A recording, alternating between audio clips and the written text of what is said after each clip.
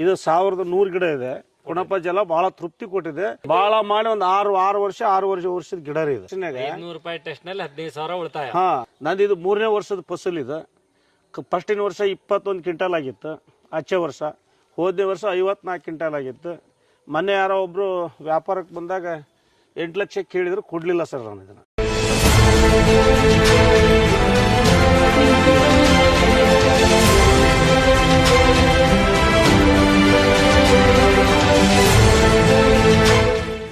ಆತ್ಮೀಯ ರೈತ ಬಾಂಧವರೇ ನಮಸ್ಕಾರ. ಆತ್ಮೀಯ ರೈತ ಬಾಂಧವರೇ, ನನ್ನ ಹೆಸರು ಬಸವಂತಪ್ಪ.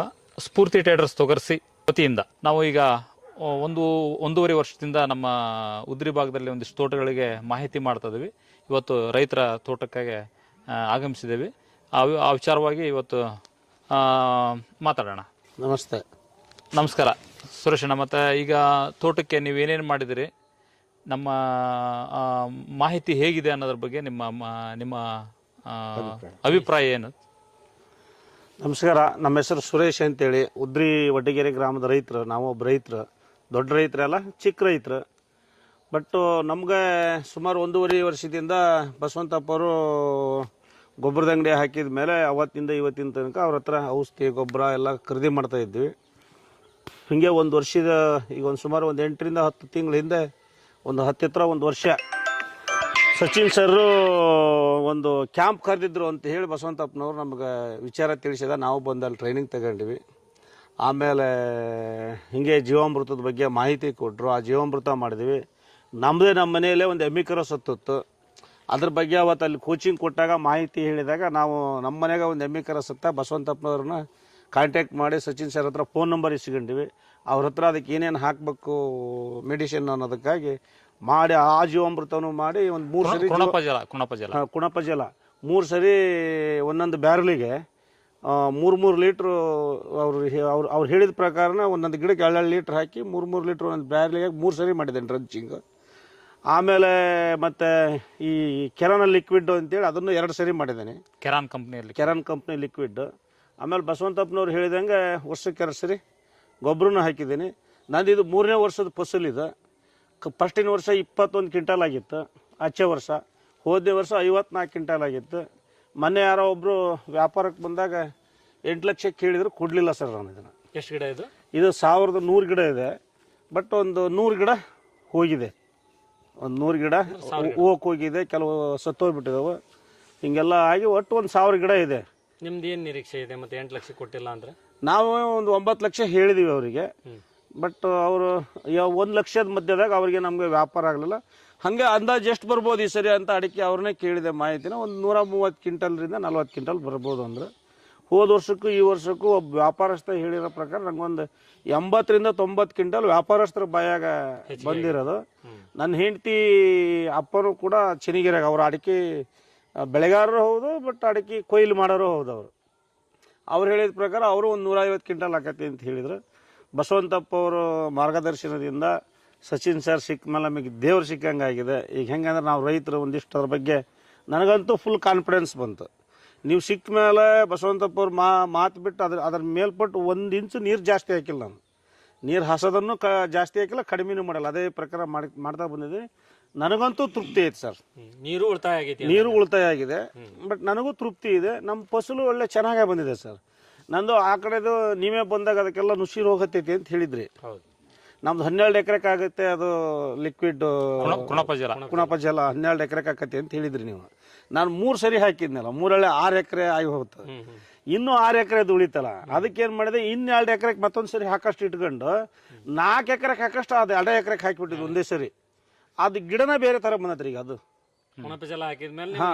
ಗಿಡನ ಅದು ನುಸಿ ರೋಗನೂ ಇಲ್ಲ, ಮತ್ತೊಂದಿಲ್ಲ, ಏನಿಲ್ಲ. ಒಂದು ಹೊಳಕಲ್ ಗೊಬ್ಬರನೂ ಹಾಕಿಲ್ಲ ಮತ್ತೆ ನಾ ಇವತ್ತಿಗೆ. ಬಹಳ ವಿಶೇಷ ನಿಮ್ದ್ರಾಗ ಅದು 7-8 ಲೀಟರ್ ಒಂದು ಬ್ಯಾರಲಿಗೆ ಹಾಕಿ ಸುಮ್ಮನೆ ಹಂಗ ಹೊಯ್ದು ಬಿಟ್ಟಿದ್ದು ಒಂದೇ ಸರಿ ಹಾಕಿದ್ದು. ಭಾಳ ಹೈಯೆಸ್ಟ್ ಬಂದಿದೆ.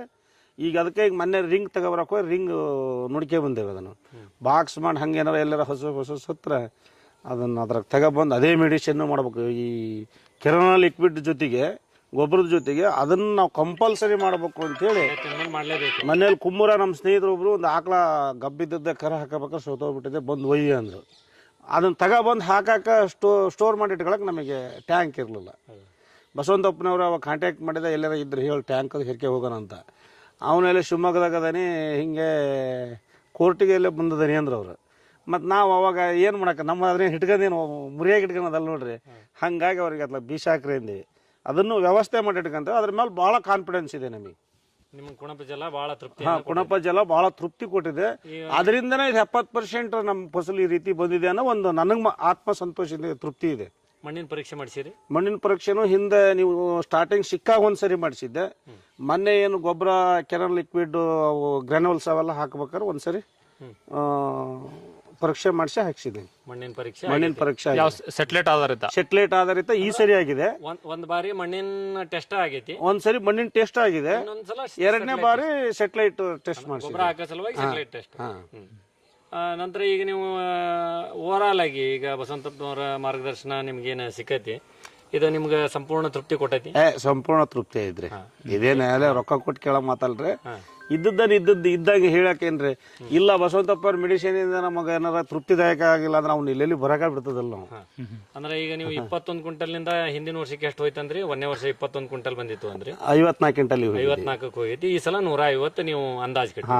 ಅಲ್ಲಿಗೆ ಅಂದ್ರೆ 1 to 3 ಲೆವೆಲ್ಗೆ ಈ ಸರಿ ಬಂದಿದೆ. ಹಂಗಾಗಿರೋದ್ರೆ ತೃಪ್ತಿ ಇದೆ. ನನಗೆ ಇದು ಬಹಳ ಮಾಡಿ ಒಂದು 6 ವರ್ಷದ ಗಿಡ ರೀ ಇದು. 6 ವರ್ಷದ ಗಿಡ. ಈಗ ನೀವು ರೈತರಿಗೆ ಒಂದು ಸಂದೇಶ ಕೊಡ್ಬೇಕಲ್ಲ? ಕೊಟ್ಟಿದ್ದೇವ್ರಿ ರೈತರಿಗೆ ಸಂದೇಶ ಅಂದ್ರೆ ಬಹಳ ಸರಿ ಹೇಳಿದೀನಿ. ಸುಮಾರು ಇಲ್ಲಿ ಸಣ್ಣ ರೈತರು ನಮ್ಮ ಮನೆಗೆ ಬಂದಾರೆಲ್ಲ ತೋಟ ಕರ್ಕೊಂಡ್ ತೋರಿಸಿದ್ದೀನಿ. ನಾನು ಕುಣಪ ಜಲ ಮತ್ತು ಈ ಕೆನಾಲ್ ಲಿಕ್ವಿಡಿನ ಬಗ್ಗೆ ಬಹಳ ಮಾಹಿತಿ ಕೊಟ್ಟಿದ್ದೇನೆ. ನಾನು ಸುಮ್ಮನೆ ತರೋದ ಹೌದು, ಯಾರ ಅಂಗಡಿಗೆ ಹೋದ್ರು ಔಷಧಿ ಕೊಡೋದ ಹೌದು, ಮಣ್ಣು ಪರೀಕ್ಷೆ ಮಾಡೋದಕ್ಕೆ ಅದ್ರಾಗ ಏನು ಕೊರತೆ ಇದೆ ಅದನ್ನ ಹಾಕ್ರಿ ಅಂತಲೂ ಹೇಳಿದ್ದೀನಿ.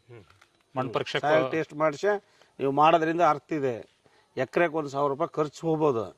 ಬಟ್ ಈಗ ಮೊನ್ನೆ ನಾನು ಎರಡನೇ ಬಾರಿ ಸಾಯಿಲ್ ಟೆಸ್ಟ್ ಮಾಡಿಸಿರೋದಕ್ಕೆ ಸೆಟಲೈಟ್ನಾಗ ನಂಗೆ ಸುಮಾರಷ್ಟು ನೀವೇ ಅವತ್ತು ಬಂದಿದ್ರಿ, ಆ ರಿಪೋರ್ಟ್ ನೋಡಿ ಹೇಳಿದ್ರಿ.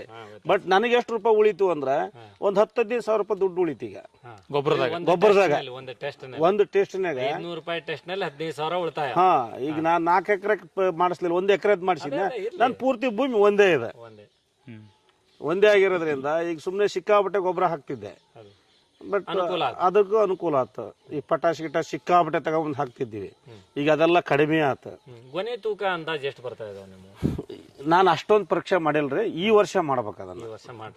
ಈಗ ನಾವು ಎಲ್ಲೋ ಇರ್ತಿದ್ದೀವ್ರಿ. 100 ಕಾಯಿಗಳು ಎಷ್ಟು ತೂಕ ಬರುತ್ತೆ ನಿಮ್ದು ಗೊನೆ ಅಂದಾಜು ತೂಕಗಳು ಏನದಾವು ಈ ವರ್ಷ? ನೀವು ಅಂದ್ರೆ ಸ್ವಲ್ಪ ನಾವ್ ಎಷ್ಟೇ ಇದ್ರು ಪ್ರಾಯೋಗಿಕವಾಗಿ ಹೋಗೋದ್ರಿಂದ ಎಷ್ಟು ನಾವು ಪ್ರಾಕ್ಟಿಕಲ್ ಇರ್ತೇವಿ ಅಷ್ಟು ನಮ್ಗೆ ಅಂದ್ರೆ ಉತ್ಪಾದನೆ. ಈಗ ಜನರಲ್ ಆಗಿ ನಿಮ್ಗೇನು ಹೊಸ ತೋಟ ಆಗಿರೋದ್ರಿಂದ 21ರಿಂದ 54 54ರಿಂದ 100. ನಮ್ದು ಹೆಚ್ಚು ಕಡೆಗೆ ಒಂದು 3 ಎಕರೆ, ನಮ್ಮ ಮನೆ ಹಿಂದೆ ಒಂದು 3 ಎಕರೆ ಐತ್ರಿ ತೋಟ. ಅದು ಹೆಚ್ಚು ಕಡಿಮೆ 2010 11 ಹಚ್ಚಿದ್ದದ. 11 ಅಂದ್ರೆ ಈಗ 13ನೇ ವರ್ಷ ಈಗ ಅದಕ್ಕೆ. ಬಟ್ ಅದನ್ನು ನಾನೇ ಇಲ್ಲಿ ತನಕ ಬೆಳೆದಿದ್ದೀನಿ. ಈಗ ಒಂದು 6 ತಿಂಗಳು ನೀವೇನು ಸಿಕ್ಕಿರಲ್ಲ ನನಗೆ, ಆ ಟೈಮಿನ ತನಕ ನಾನೇ ಬೆಳೆದಿದ್ದೇನೆ. ಅದಕ್ಕೆ ಹಾಕಿದ ಮೆಡಿಸಿನ್ ಇದಕ್ಕೆ ಹಾಕಿದ ಮೆಡಿಸಿನ್ ಅದಕ್ಕೆ ಯಾವಾಗಲೂ ಅದಕ್ಕೆ ಫಸ್ಟ್ ಮಾಡ್ಕೊಂಡ ಇದಕ್ಕೆ ತರ್ತಿದ್ವಿ ನಾವು ದೊಡ್ಡ ಗಿಡ ಆಗಿದ್ದಾಗ. ಈಗ ಅದು ಈಗೊಂದು ಈ ಫಸಲ್ ಫಸ್ಟ್ ಅಷ್ಟೇ ನಮ್ಮ ಅಣ್ಣರಿಗೆ ಕೊಟ್ಟಿದ್ದೇನೆ ಅದನ್ನ. ನಮ್ಮ ಅಣ್ಣರಿಬ್ಬರು ಅದಾರ. ಬಟ್ ಅದು ಹೋದ ಸರಿ 120 ಕ್ವಿಂಟಲ್ ಆಗಿತ್ತು ಎಲ್ಲಿಗೆ ಅಂದ್ರೆ 17ನೇ ವರ್ಷಕ್ಕೆ. ಎಷ್ಟು ಗಿಡ ಅದು? ಅದು 1500 ಚಿಲ್ಲರೆ ಇದೆ ಅದು ಗಿಡ. 1500 ಚಿಲ್ಲರ್ ಗಿಡಕ್ಕೆ 120 ಕ್ವಿಂಟಲ್ ಆಗಿದೆ. ಬೇಡ 50 ಗಿಡ ಹೋದ್ರೆ 1500 ಗಿಡ ಪಕ್ಕ ಇದೆ ಅದ್ರ. ಈಗ ಇದು 1000 ಗಿಡಕ್ಕೆ ನಿಮ್ಗೆ 150 ಕ್ವಿಂಟಲ್ ಈ ವರ್ಷ ನಿರೀಕ್ಷೆ ಬಂದ್ಬಿಟ್ಟದ ನಿಮ್ಗೆ? ಈ ವರ್ಷ ನಿರೀಕ್ಷೆ ಬಂದಿದೆ. ಬಟ್ 12 ವರ್ಷದ ಗಿಡ, ಇದು 6 ವರ್ಷದ ಗಿಡ. ನಾನೇ ಪ್ರತಿ ವರ್ಷ ಮಾರೋದಲ್ಲ ಅದನ್ನ, ಈ ವರ್ಷ ಅಷ್ಟೇ ಅಣ್ಣರಿಗೆ ಕೊಟ್ಟಿದ್ದೇನೆ ಅದನ್ನ ಮೆಡಿಸಿನ್. ಅದಕ್ಕೆ ಔಷಧಿ ಹೊಡೆದಾಗ ಇದಕ್ಕೆ ಔಷಧಿ ಹೊಡಿತಿದ್ದೀವಿ. ಹಿಂಗೆಲ್ಲ ಮಾಡ್ಕೊಂತಾನೆ ಬಂದೇನೆ ಈ ವರ್ಷದ ತನಕ. ಬಟ್ ತೃಪ್ತಿ ತಂದಿದೆ ನನಗಂತ, ಪೂರ್ತಿ ಸಂತೃಪ್ತಿ ಬಂದೈತೆ. ತುಂಬಾ ಧನ್ಯವಾದಗಳು ನಿಮ್ಮ ಮಾಹಿತಿ. Thank you sir.